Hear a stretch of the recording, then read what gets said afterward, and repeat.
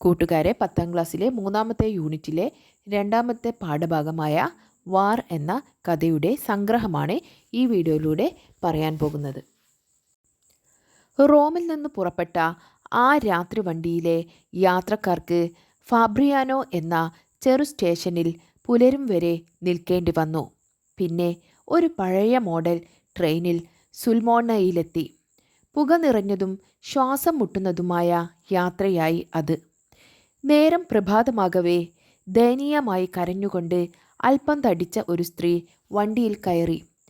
പിന്നിൽ ഞരങ്ങിക്കൊണ്ട് ഭർത്താവുമുണ്ട്. മെലിഞ്ഞ, ക്ഷീണിച്ച, മുഖമാകെ മരിച്ച പോലെ വിളറിയ ചെറിയ ഒരാളാണ് ഭർത്താവ്. ആ ചെറിയ കണ്ണുകളിൽ തിളക്കമുണ്ട്. അസ്വസ്ഥനും നാണക്കാരനുമായ അയാൾക്ക് സീറ്റ് ലഭിച്ചപ്പോൾ അവിടെ അവളെ ഇരുത്തി. അവളോട് എല്ലാവരും സഹതാപം കാണിക്കേണ്ടതുണ്ടെന്നും അതിന് അവളുടെ അവസ്ഥ സഹയാത്രികരോട് വിവരിക്കണമെന്നും അയാൾക്ക് തോന്നി. യുദ്ധം അവരുടെ 20 വയസ്സുള്ള മകനെ കൊണ്ടുപോയി. അവരുടെ ജീവിതം മകനു വേണ്ടി സമർപ്പിച്ചതാണ്. അവന് റോമിൽ ചെന്ന് പഠിക്കാൻ വീട് വരെ വിറ്റു.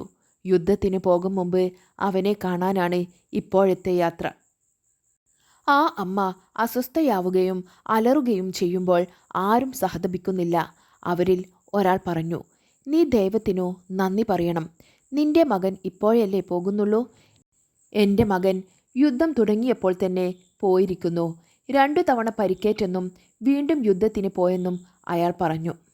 തൻ്റെ 2 ആൺമക്കളും 3 അനന്തരവന്മാരും യുദ്ധത്തിലുണ്ടെന്ന് മറ്റൊരാൾ പറഞ്ഞു.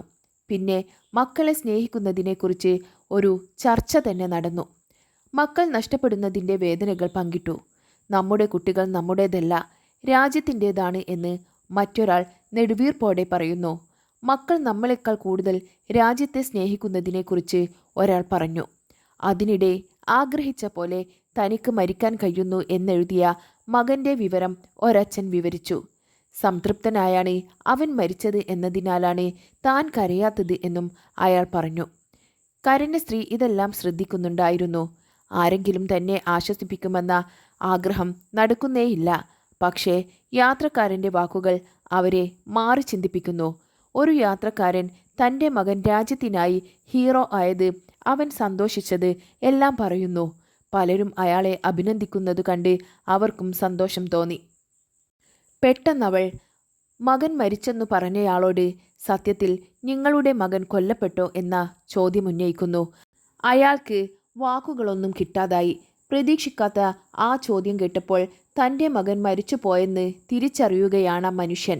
പെട്ടെന്നയാൾ ഏങ്ങലടിച്ച് കരയാൻ തുടങ്ങി.